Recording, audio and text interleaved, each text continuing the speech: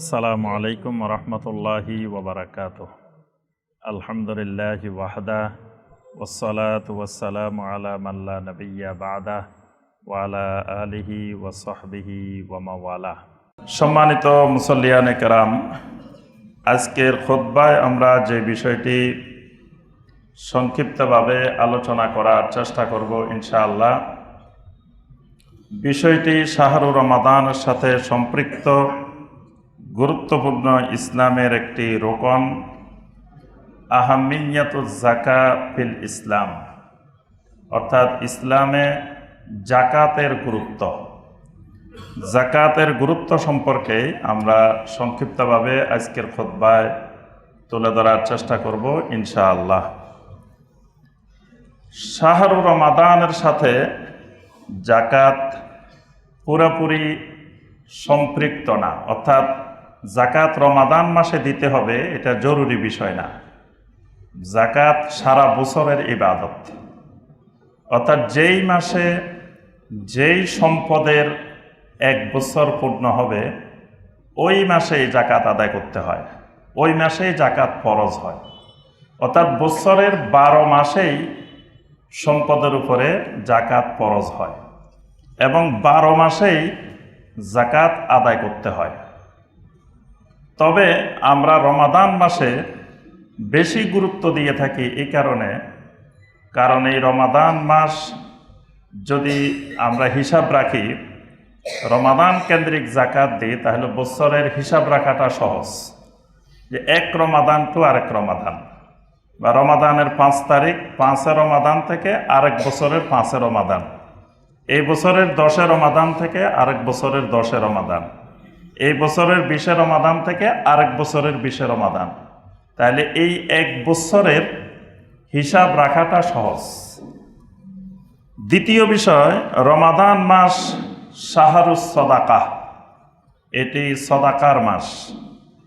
এই মাসে যেমন আমল বৃদ্ধি পায়, শারীরিক আমলের ক্ষেত্রে মুমিনেরা যেমন প্রতিযোগিতা করে, শারীরিক আমল যেমন বৃদ্ধি পায়, ঠিক একজন মুমিনের আর্থিক ইবাদতও এই মাসে বৃদ্ধি পায়। এই কারণে ইবনে আব্বাস রাদিয়াল্লাহু তাআলা আনহুমা বলেন, কানা রাসূলুল্লাহ সাল্লাল্লাহু আলাইহি ওয়াসাল্লাম আজওয়াদান নাস, আল্লাহ রাসূল সাল্লাল্লাহু আলাইহি ওয়াসাল্লাম ছিলেন পৃথিবীর সকল মানুষের মধ্যে সবচাইতে বড় দানশীল মানুষ। সুবহানাল্লাহ। আর ওয়া কানা আজওয়াদা মা ইয়াকুনু ফি রমাদান হিনা ইয়ালকাহু জিবরিল আলাইহিস সালাম ফি কুল্লি লাইলাতিন মিন রমাদান, রমাদানের প্রতি রাত্রে জিবরিল আলাইহিস সালাম নবী সাল্লাল্লাহু আলাইহি ওয়াসাল্লামের কাছে আগমন করতেন। ফায়ুদারিসুহুল কোরআন, নবী সাল্লাল্লাহু আলাইহি ওয়াসাল্লাম এবং জিবরিল আলাইহিস সালাম দুইজনে কোরআনের তাদারুস করতেন।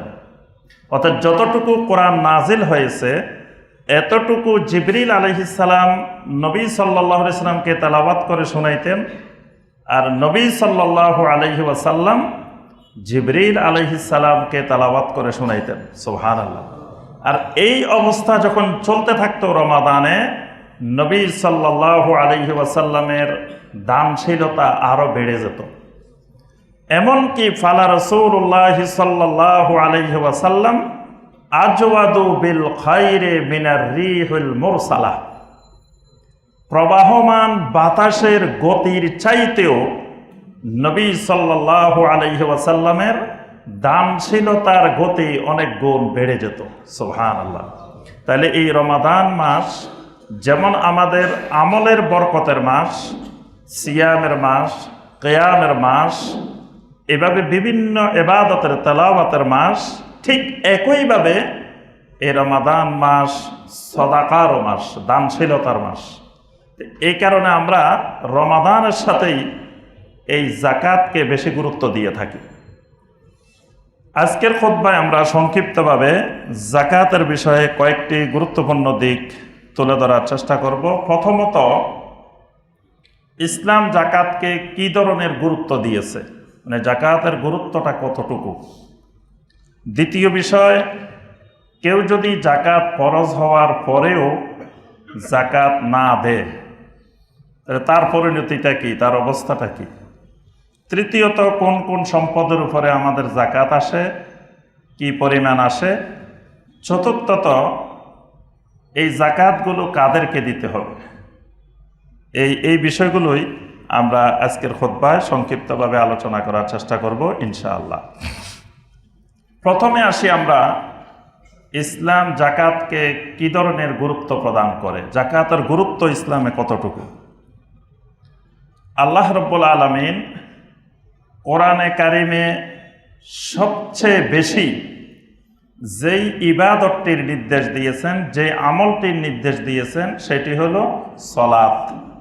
সলাতের চাইতে বেশি, নামাজের চাইতে বেশি আর কোনো ইবাদতের নির্দেশ আল্লাহ রাব্বুল আলামিন কোরআনে কারিমে দেন নাই। ঈমানের পরে, তাওহীদের পরে সবচাইতে বেশি এই ইবাদতের প্রতি আল্লাহ রাব্বুল আলামিন গুরুত্ব দিয়েছেন। আর কোরআনে কারিমের মধ্যে আমরা দেখি, যেখানে আল্লাহ রাব্বুল আলামিন সলাতের নির্দেশ দিয়েছেন, তার পাশাপাশি আল্লাহ সুবহানাহু ওয়া তাআলা জাকাতেরও নির্দেশ দিয়েছেন। অনেক আয়াত রয়েছে যেখানে দেখবেন ওয়া আকিমুস সালাতা ওয়া আতুজ যাকাহ, একসাথে আকিমুস সালাত ওয়া আতুজ যাকাহ। আল্লাহ রাব্বুল আলামিন সালাত কায়েমের, নামাজ কায়েমের নির্দেশ দেওয়ার সাথে সাথে ওয়া আতুজ যাকাহ, সাথে সাথে যাকাত আদায় করার নির্দেশটা আল্লাহ রাব্বুল আলামিন দিয়েছেন। অর্থাৎ যিনি নামাজি হবেন তিনি যাকাত আদায়কারীও হবেন, যিনি যাকাত আদায়কারী হবেন তিনি নামাজিও হবেন। একটা হবে আর একটা হবে না, এরকম না। মানে নামাজি হবেন, যাকাত আদায়কারী হবে না, বা যাকাত আদায়কারী হবেন, নামাজি হবে না, এরকম মুসলিম হবে না। কিন্তু আমরা বর্তমান সমাজে এরকম মুসলিমের চিত্র দেখি যে নামাজ পড়ে না, যাকাত দেয়, এরকম মুসলমানও বর্তমানে পাওয়া যায়। আবার দেখা যায় নামাজ পড়ে কিন্তু যাকাত যেই পরিমাণ, যেই হারে ফরজ, সেই ধরনের হিসাব নিকাশ করে যথার্থভাবে যাকাত আদায় করে না। কিন্তু একজন ইমানদারের দুটি ইবাদত সমহারে থাকবে, যেমন সালাত কায়েম করবে, তেমন একইভাবে সেই যাকাতটাও সঠিকভাবে হিসাব নিকাশ করে যাকাত আদায় করবে। আল্লাহ রাব্বুল আলামিন কোরআনে কারিমে এই যাকাতটাকে কয়েকটা শব্দ দিয়ে নির্দেশ দিয়েছেন। কোন কোন আয়াতে যাকাত বলছেন, কোন কোন আয়াতে সদাকা বলছেন, কোন কোন আয়াতে আল্লাহ রাব্বুল আলামিন এটাকে ইনফাক বলছেন। তো আহলুল ইলমেরা হিসাব করে দেখেছেন, আল্লাহ রাব্বুল আলামিন কোরআনে কারিমে 32 বার যাকাত শব্দ দিয়ে যাকাতের নির্দেশ দিয়েছেন। সদাকা শব্দ দিয়ে 13 বার আল্লাহ রাব্বুল আলামিন যাকাতের নির্দেশ দিয়েছেন। ইনফাক শব্দ দিয়ে আল্লাহ রাব্বুল আলামিন 40 বার কোরআনে কারিমের মধ্যে যাকাতের নির্দেশ দিয়েছেন। এবং সালাত আর যাকাতকে আল্লাহ রাব্বুল আলামিন একসাথে কোরআনে কারিমের 27 জায়গায় 27 বার আল্লাহ রাব্বুল আলামিন সালাত এবং যাকাতকে একসাথে নির্দেশ দিয়েছেন। সুবহানাল্লাহ। তাহলে এত অধিক হারে নির্দেশনা, এটাই আমাদেরকে প্রমাণ বহন করে যে যাকাতের গুরুত্ব ইসলামে কতটুকু।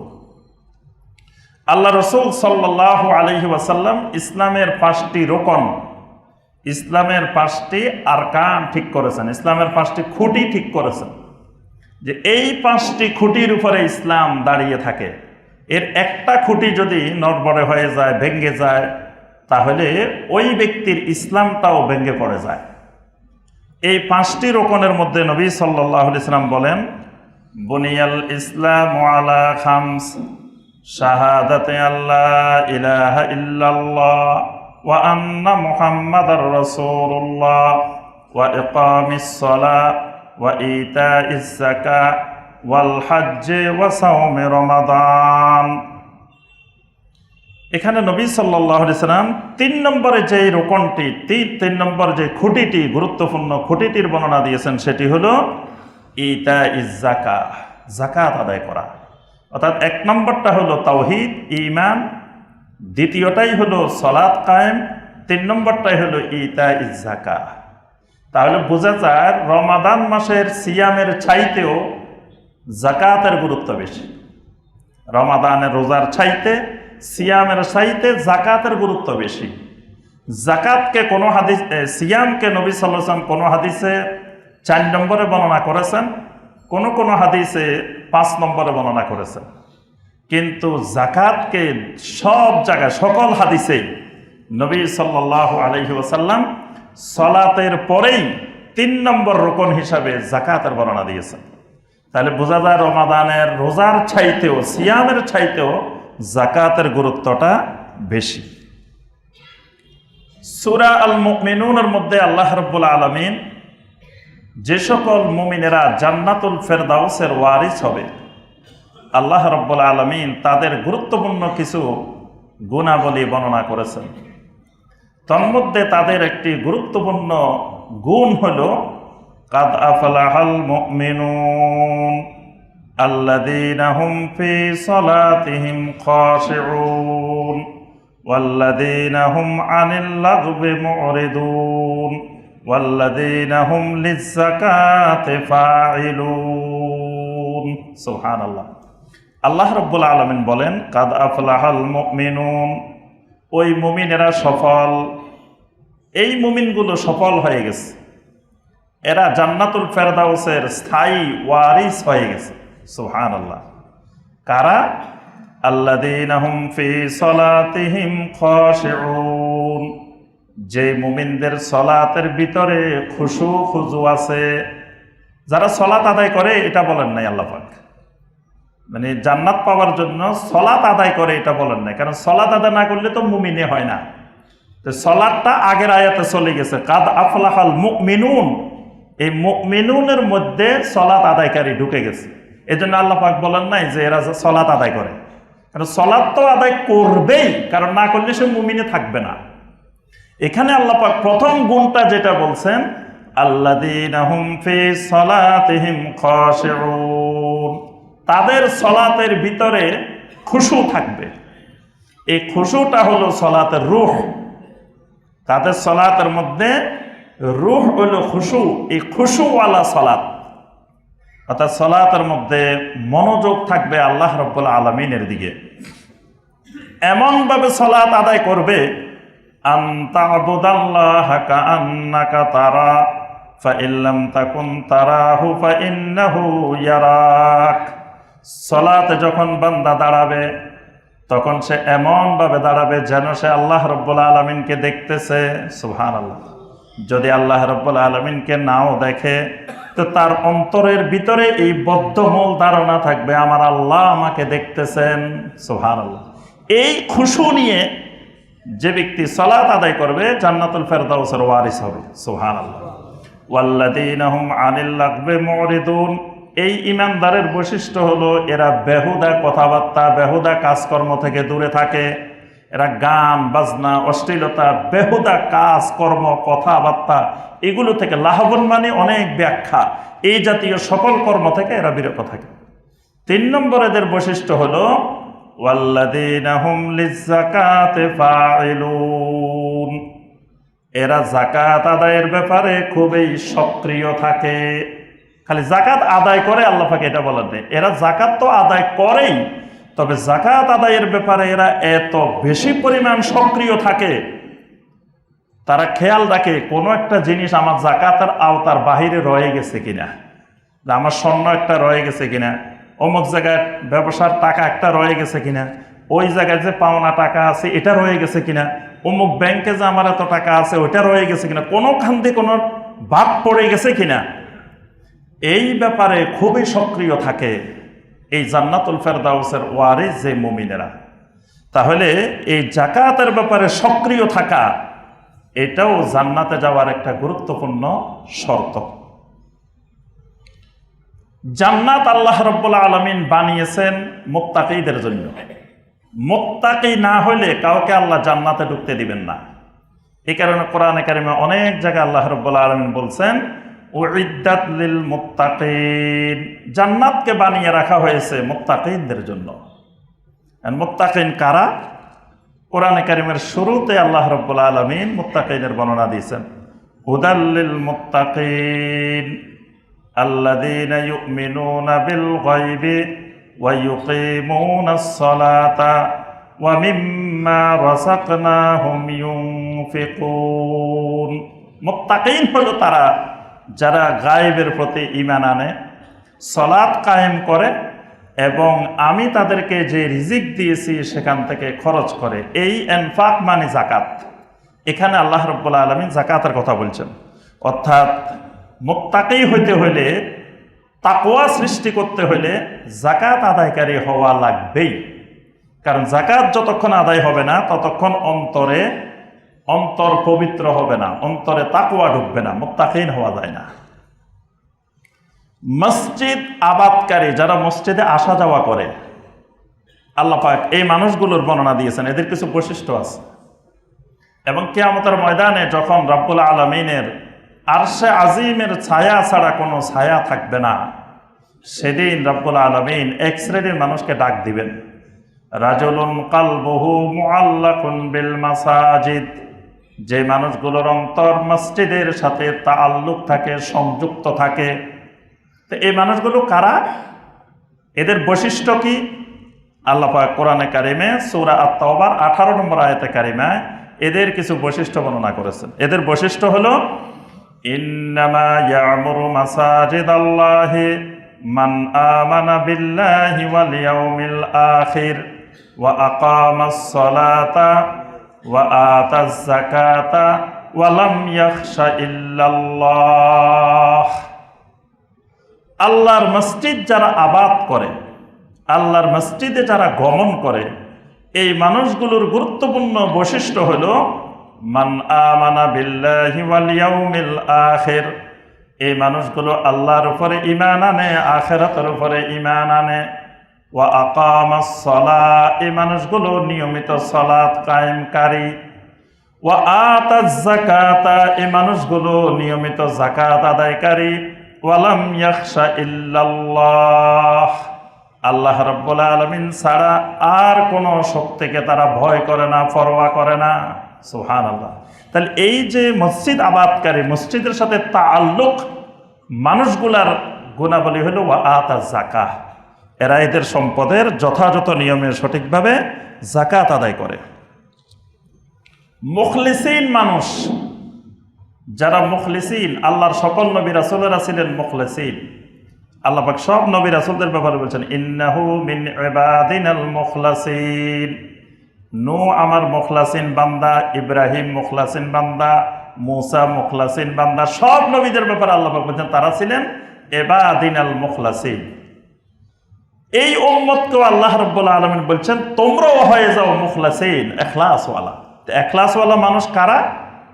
সূরা আল বাইয়িনার 6 নম্বর আয়াতে আল্লাহ পাক বলছেন ওয়ামা উমিরু ইল্লা লিয়াবুদুল্লাহা মুখলিসিনা লাহুদ্দীন হুনাফা ওয়া ইউকিমুস সালাতা ওয়া ইউতুজ যাকাতা ওয়া যালিকা দীনুল কাইয়্যিমাহ। আল্লাহ রাব্বুল আলামিন বলেন তোমাদেরকেও নির্দেশ দেওয়া হচ্ছে আল্লাহর ইবাদত করো, আল্লাহর গোলামি করো, মুখলিসিনা লাহুদ্দীন, মুখলিস হয়ে দিনকে একমাত্র আল্লাহর জন্য খালেস করে মুখলিসিন বান্দা হয়ে যাও, মুখলিসিন ইবাদত করো। আর মুখলিসিন যারা বান্দা হবে তাদের গুরুত্বপূর্ণ দুটা বৈশিষ্ট্য হলো ওয়া ইউকিমুস সালাতা ওয়া ইউতুজ যাকাতা। এরা হয় সালাত কায়েমকারী, এদের সালাতের ভিতরে ইখলাস থাকে। ওয়া ইউতিজ যাকাত, যাকাত আদায়ের ব্যাপারে এদের ইখলাস থাকে। অর্থাৎ যাকাতটা প্রকৃত যাকাতের হকদার যারা, তাদের কাছে চুপে চুপে পৌঁছাই দেয়। মানুষকে জানানো, ডাকডোল পিটানো, মাইকিং করা, প্রচার প্রসার করা যে অমুক এত টাকা যাকাত দিতেছে, অমুক এই করতেছে, এইভাবে মানুষ জানানো বা কোনো ধরনের রিয়া, কোনো ধরনের সুমআ, মানুষকে শোনানো জানানো, এই ইচ্ছা তার অন্তরের ভিতরে থাকে না। এটাকে আল্লাহ বলছেন মুখলিসিন বান্দাদের গুরুত্বপূর্ণ বৈশিষ্ট্য। এরপরে ঈমানের মজা। ঈমান অনেক মজাদার জিনিস। ঈমানের মতো মজাদার জিনিস পৃথিবীতে দ্বিতীয় কোনো জিনিস নাই। ঈমান খুব স্বাদের জিনিস, মজার জিনিস, কিন্তু ঈমানের মজা যে পায় নাই তার কাছে মজা লাগে না, তার কাছে এটা খুব কষ্টদায়ক জিনিস। ফজরের সময় ঘুম থেকে উঠা অনেকের কাছে খুবই কষ্টদায়ক, কারণ এই লোক ইমানের মজা পায় নাই, ইমানের স্বাদ বুঝে নেই। আর যে ব্যক্তি ইমানের স্বাদ পেয়েছে, মজা পেয়েছে, এই লোকের কাছে রাত 12টায় ডাক দিলেও লাভবাহিক, রাতে 3টে ডাক দিলেও আল্লাহ যদি ডাক দেয় লাভবাহিক, 4টে ডাক দিলেও লাভবাহিক। এই লোকের কাছে কোনো কিছু খারাপ লাগে না, খুবই মজা লাগে, কারণ সে ইমানের মজা পাইছে। সাহাবায়ে কেরাম ইমানের মজা পেয়েছিলেন, সুবহানাল্লাহ। ইমানের মজা পাওয়ার কারণে হানজালা রাদিয়াল্লাহু তাআলা আনহু ফরজ গোসল বাদ দিয়ে নবী সাল্লাল্লাহু আলাইহি সাল্লামের ডাকে সাড়া দিয়ে উহুদের ময়দানে হাজির হয়েছে। ফরজ গোসল করেন নাই, তার উপরে গোসল ফরজ, কিন্তু তিনি চিন্তা করেছেন আমার রাসূল ডাক দিয়েছেন, আমার রাসূল ডাক দেওয়া মানে আল্লাহ ডাক দেওয়া, আমার আল্লাহর ডাক এসে গেছে আর আমি ফরজ গোসল করতে যাব, আমার ফরজ গোসলের চাইতে আল্লাহর ডাকে সাড়া দেওয়া আগে ফরজ। হানজালা রাদিয়াল্লাহু তাআলা শহীদ হয়ে গেছেন উহুদের ময়দানে, তার লাশ খুঁজে পাওয়া যাচ্ছে না। তার স্ত্রী এসে বলতেছেন তার গোসল ফরজ, তাকে গোসল দেওয়া লাগবে। আল্লাহ রাসূল সাল্লাল্লাহু আলাইহি ওয়াসাল্লাম বলতেছেন তাকে লাশটা খুঁজে নিয়ে আসো। সবাই খুঁজতে খুঁজতে পুরা উহুদের ময়দান খোঁজা হয়ে গেছে, কোনো জায়গা পাওয়া যাচ্ছে না। আল্লাহ রাসূল সাল্লাল্লাহু আলাইহি ওয়াসাল্লাম দেখলেন উপরের দিকে তুলে ফেরেশতারা হানজালা রাদিয়াল্লাহু তাআলা আনহুকে গোসল দিচ্ছেন। নবী সাল্লাল্লাহু আলাইহি ওয়াসাল্লাম বলেন ওই যে হানজালা দেখা যাচ্ছে, আল্লাহর ফেরেশতারা গোসল দিচ্ছে, টপ টপ করে পানি পড়তেছে, সাহাবায়ে কেরাম পানি দেখতে পাচ্ছেন। তাহলে এই হানজালা রাদিয়াল্লাহু তাআলা ইমানের মজা পেয়েছেন, ইমানের স্বাদ পেয়েছেন। তলহা বিন উবাইদুল্লাহ রাদিয়াল্লাহু তাআলা আনহুকে নবী সাল্লাল্লাহু আলাইহি ওয়াসাল্লাম বলেছেন জীবন্ত শহীদ, যে তোমরা যদি কেউ দেখো যে একজন শহীদ জমিনের উপরে হাঁটতেছে, ফালিয়ানজুর ইলা তলহা বিন উবাইদুল্লাহ, কারণ তলহা বিন উবাইদুল্লাহ রাদিয়াল্লাহু তাআলা আনহু নবী সাল্লাল্লাহু আলাইহি ওয়াসাল্লামের উপরে যখন উহুদের ময়দানে আক্রমণটা হয়, জাবালুর রুমাতের উপরে তিনি একা নবী সাল্লাল্লাহু আলাইহি ওয়াসাল্লামের চতুর্দিক দিয়ে যে দিক থেকে তীর আসে তিনি তার বুকটা পেতে দিয়েছেন। তার শরীরে পরবর্তীতে দেখা গেছে 39টা আঘাত, 39টা আঘাত তিনি নিজে একা সহ্য করে নবী সাল্লাল্লাহু আলাইহি ওয়াসাল্লামের শরীর মোবারকের উপরে আঘাত পড়তে দেন নাই, তীর পড়তে দেন নাই। তারপরেও নবী সাল্লাল্লাহু আলাইহি ওয়াসাল্লামের দাঁত মোবারক আহত হয়েছে, মাথা ফেটে গেছে। এই তলহা বিন উবাইদুল্লাহরা নিজের জীবন বিসর্জন দিয়েছেন, কারণ কি? তারা ইমানের মজা পেয়েছেন, ইমানের স্বাদ পেয়েছেন। আল্লাহ রাসূল সাল্লাল্লাহু আলাইহি ওয়াসাল্লাম বলেন সালাসুন মান ফাআলাহুন্না ফাকাত তা'আমা তা'আমাল ঈমান, যে ব্যক্তির কাছে এই 3টি বৈশিষ্ট্য থাকবে এই লোকটা ইমানের মজা পাবে, ইমানের স্বাদ পাবে। মান আবাদাল্লাহ ওয়াহদা, 1 নম্বর বৈশিষ্ট্য হলো এই লোকটা আল্লাহ রাব্বুল আলামিনের ইবাদত করবে তাওহীদের ভিত্তিতে। যেই লোক তাওহীদ পাইছে, তাওহীদ বুঝছে, এই লোকটা ইমানের মজা পাবে। যেই লোক শিরিকও করে আল্লাহর ইবাদতও করে, কুফরিও করে আল্লাহর ইবাদতও করে, বেদাতও করে আল্লাহর ইবাদতও করে, এই লোক কোনোদিন ইমানের মজা পাবে না। ইমানের স্বাদ, ইমানের মজা হলো তাওহীদের ভিতরে। মান আবাদাল্লাহ ওয়াহদা, সে আল্লাহর গোলামি করে তাওহীদের ভিত্তিতে, আল্লাহর তাওহীদকে মেনে নিয়ে ইবাদত করে। ওয়া আলিমা আন্নাহু লা ইলাহা ইল্লাল্লাহ, দ্বিতীয় বৈশিষ্ট্য হলো এই লোকের কাছে লা ইলাহা ইল্লাল্লাহর ইলম আছে। এই ব্যক্তির কাছে লা ইলাহা ইল্লাল্লাহর ইলম আছে, লা ইলাহা ইল্লাল্লাহ সে জানে।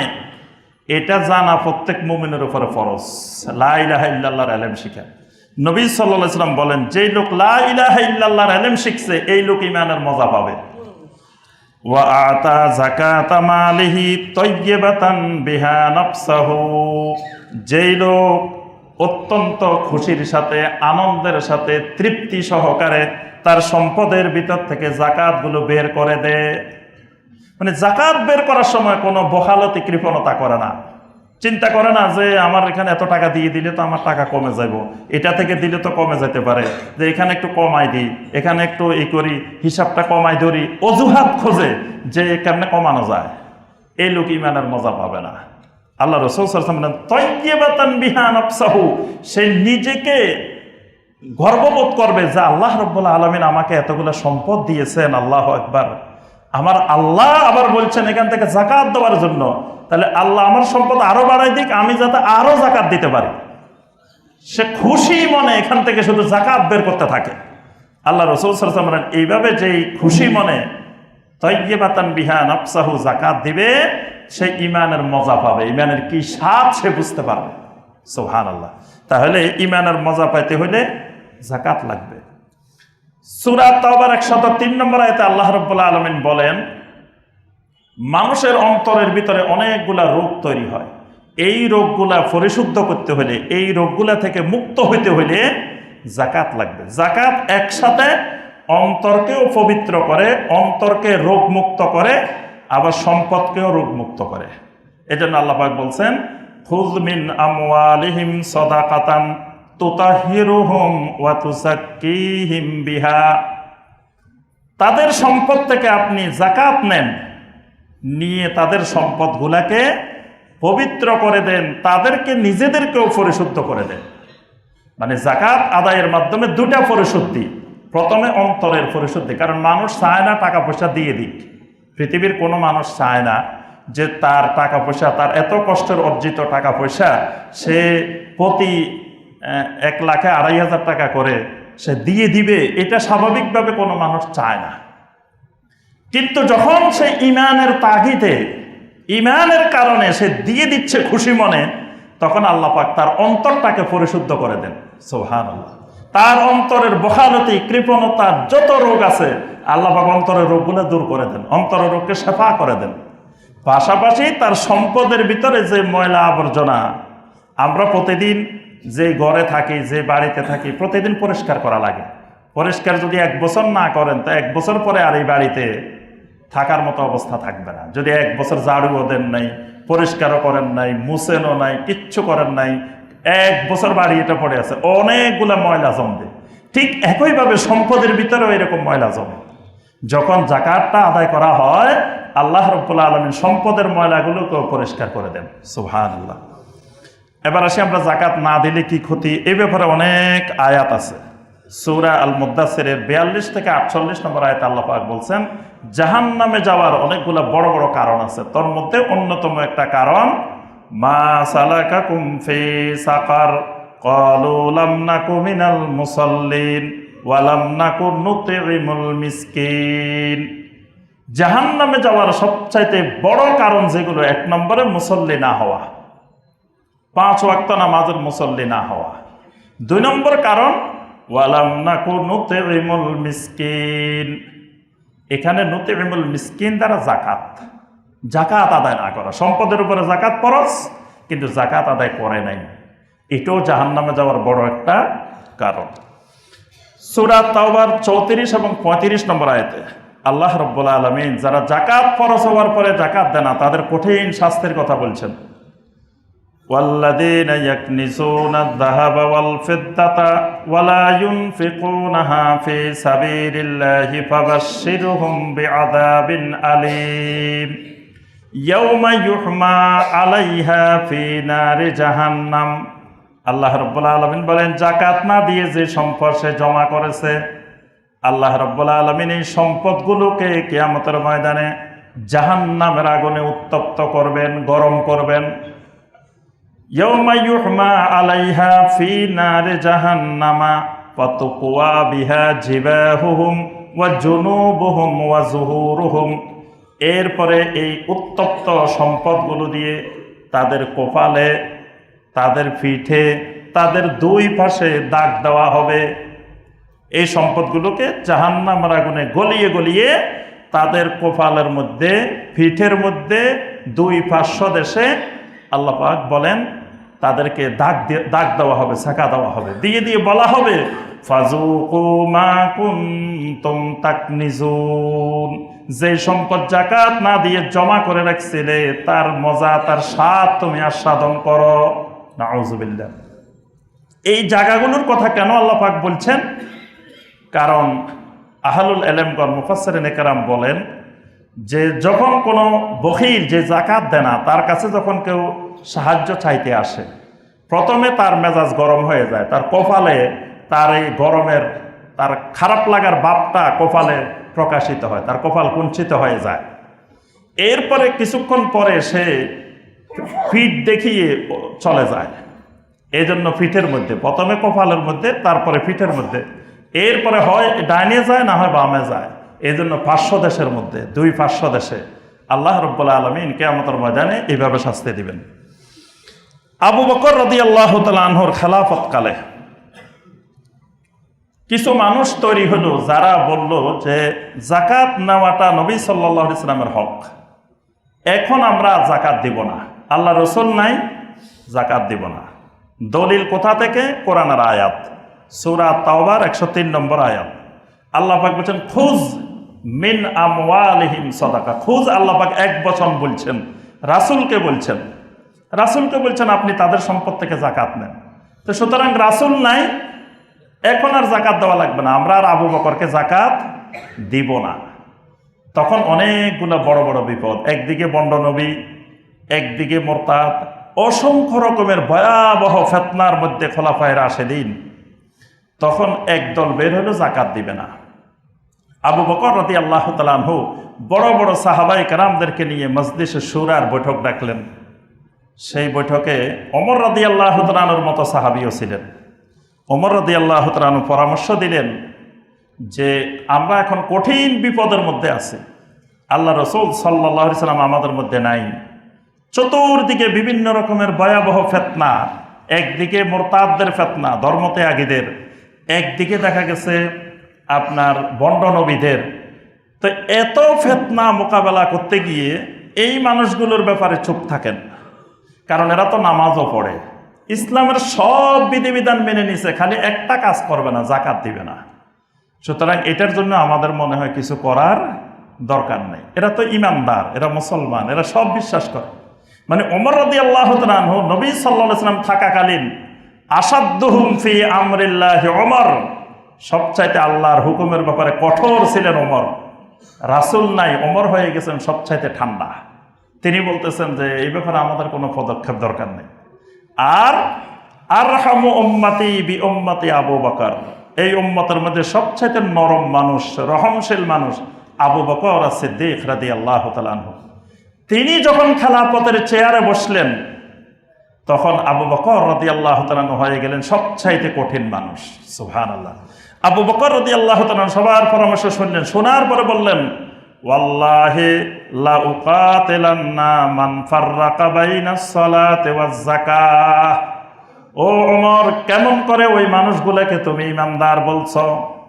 আমার আল্লাহ রাব্বুল আলামিন যেখানে সালাতের কথা বলছেন সেখানে যাকাতের কথা বলছেন। আমার আল্লাহ সালাত আর যাকাতকে আলাদা করেন নাই।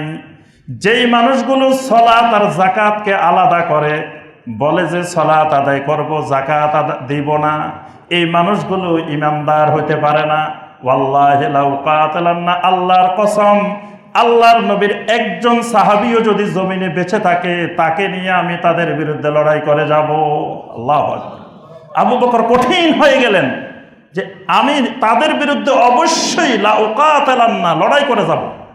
এমনকি আবু বকর রাদিয়াল্লাহু আনহু বলে উঠলেন ওয়াল্লাহি লাউ মানাউনি আনাকান মা ইউআদ্দুনাহু ইলা রাসূলিল্লাহি সাল্লাল্লাহু আলাইহি ওয়াসাল্লাম, আল্লাহ রসুলকে যেই পরিমাণ যাকাত তারা দিত সেখান থেকে যদি একটা ছাগলের রশি পরিমাণ, ছাগল না খালি ছাগলের রশি পরিমাণ বা ছাগলের খুরা পরিমাণ যদি আমাকে যাকাত কম দেয় লাকাতালতুহুম, অবশ্যই আমি তাদের বিরুদ্ধে লড়াই করে যাব।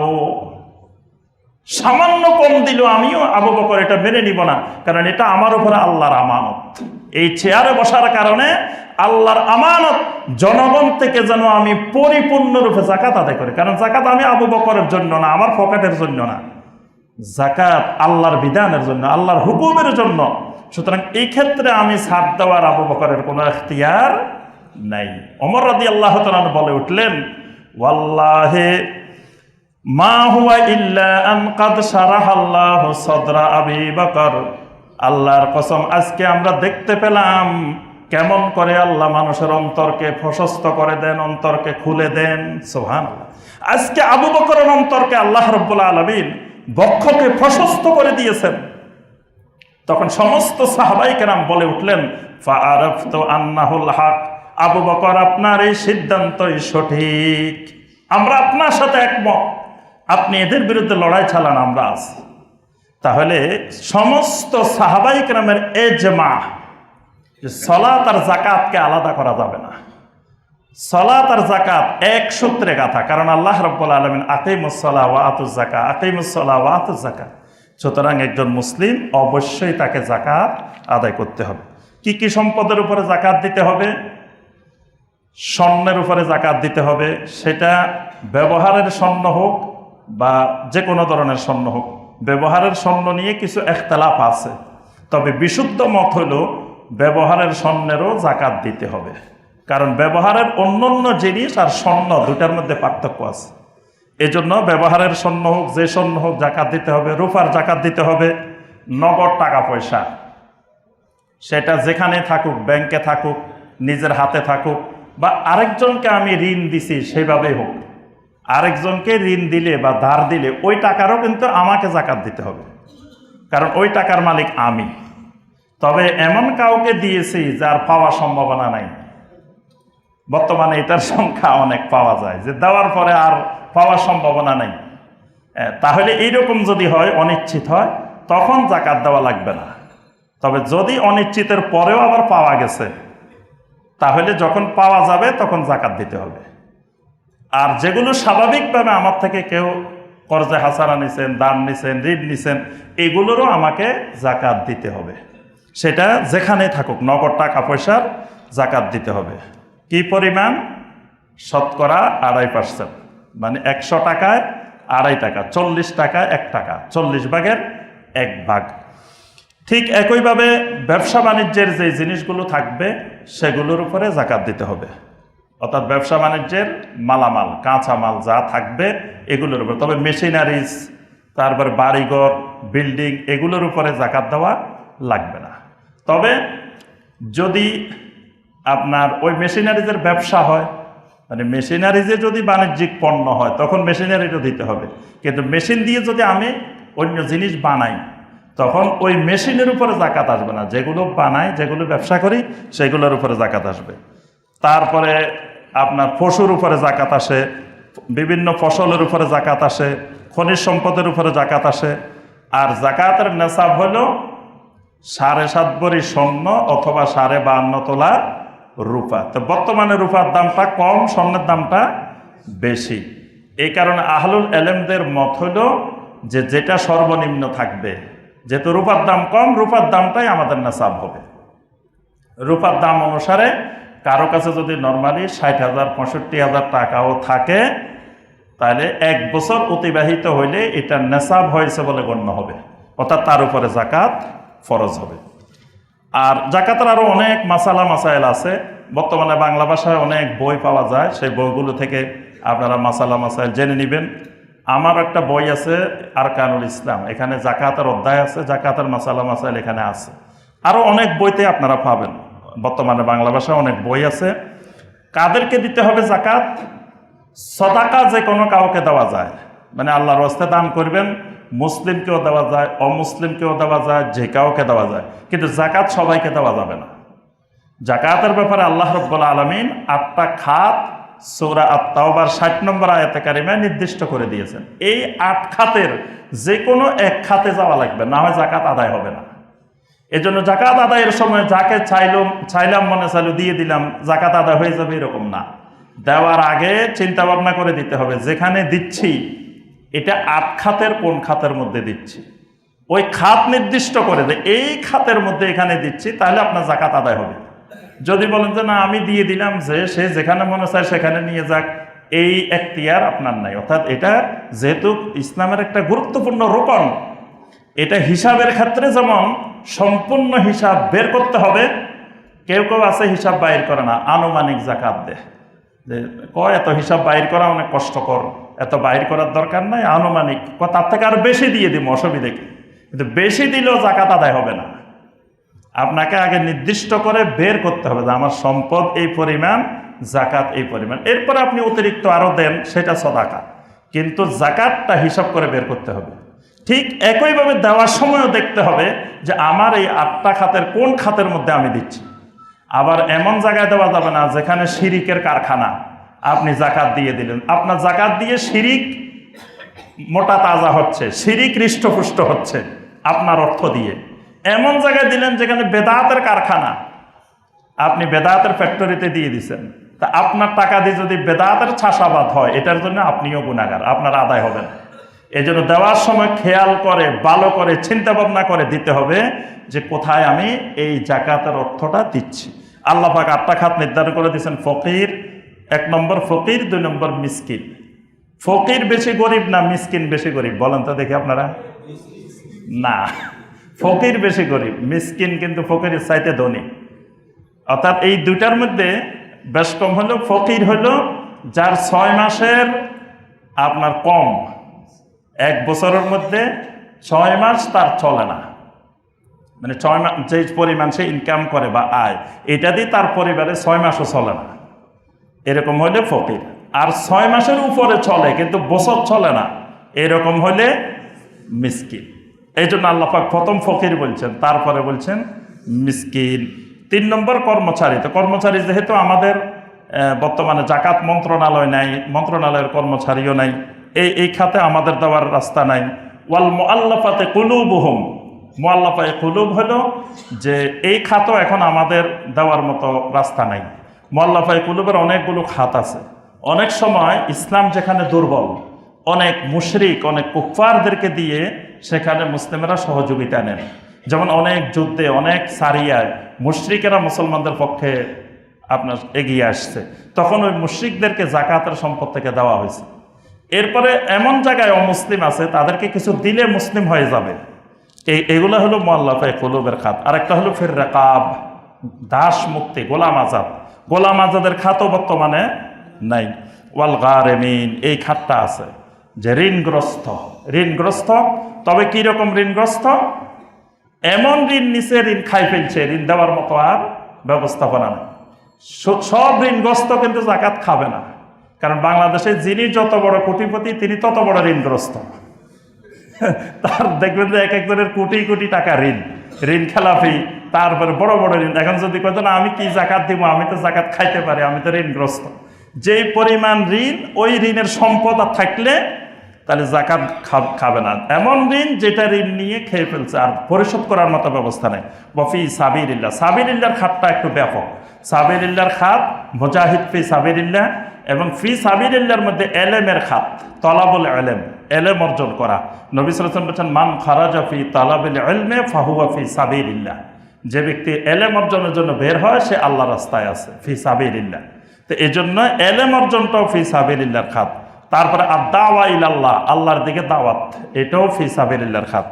আর ওয়াবনিস সাবিল, ওয়াবনিস সাবিল হলো পথিক, মুসাফির, মানে এখানে হঠাৎ বিপদে পড়ে গেছে, এই জাতীয় এই খাতগুলোর মধ্যে আমার আপনার জাকাত যেতে হবে। আল্লাহ পাক আমাদেরকে সঠিকভাবে জাকাত আদায় করার তৌফিক দান করুন। সম্মানিত মুসল্লিয়ানে কেরাম, 2-1টি সংক্ষিপ্ত ঘোষণা, এরপরে আমরা সুন্নত আদায় দাঁড়াবো। তো ঘোষণাগুলো হলো, প্রথম কথা, আলহামদুলিল্লাহ আমাদের এই উত্তরা 11 নম্বর সেক্টর বায়তুন নূর জামে মসজিদে ইফতারির প্রতিদিন ব্যবস্থা করা হয়। এখানে প্রতিদিন 1000-এর উপরে 1200-1400 মানুষ রোজাদার ইফতারে অংশগ্রহণ করেন। তো এখানে আমাদের ইফতারির জন্য বক্স আছে, ইফতারির আলাদা খাত আছে। তো আপনাদেরকে ইতিপূর্বে জানানো হয়েছে, তো ওই খাতে আপনারা সহযোগিতা করবেন যাতে রোজাদাররা পুরো রমাদান মাস সুন্দরভাবে এখানে ইফতারি করতে পারে। আর এর ফজিলত তো আপনারা জানেন যে একজন রোজাদারকে ইফতার করাইলে আল্লাহ পাক তার সিয়ামের সমপরিমাণ সওয়াব আল্লাহ রাব্বুল আলামিন দান করেন। আমাদের অত্র মসজিদে হিফজখানা আছে, মক্তব আছে। এখানে অনেক দুস্থ অসহায় শিশুরা লেখাপড়া করে, তো এদের লেখাপড়ার পিছনেও অনেক টাকা, অনেক অর্থ ব্যয় হয়। এখানে আপনারা জাকাতের অর্থ দিয়ে, বিভিন্ন সদাকা দিয়ে আপনারা সহযোগিতা করতে পারেন। এই দিকটা এই রমাদান মাসে আপনারা খেয়াল রাখবেন।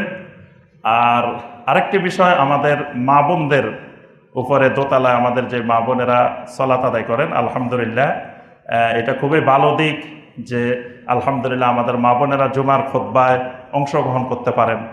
এবং গতকাল দেখলাম আলহামদুলিল্লাহ যে বাংলাদেশের সব মসজিদে এবং সব বাজারে, বিভিন্ন জায়গায় জায়গায়, এয়ারপোর্টে, সব জায়গায় যেন মহিলাদের আলাদা পর্দার সাথে নামাজের ব্যবস্থা করা হয়। একজন আইনজীবী মনে হয় রিট করেছেন, গতকাল পত্রিকায় দেখেছি। এটা করাটা দরকার। মহিলারা বাহিরে বাজারে গেছে, মার্কেটে গেছে, বিভিন্ন জায়গায় গেছে, নামাজ কাজা হয়ে যায়, নামাজ পড়তে পারে। অথচ আপনারা যারা আরবে গেছেন, সৌদি আরবে গেছেন বা বিভিন্ন দেশে গেছেন, সব জায়গায় মহিলাদের কি সুন্দর পর্দার সাথে নামাজের ব্যবস্থাপনা।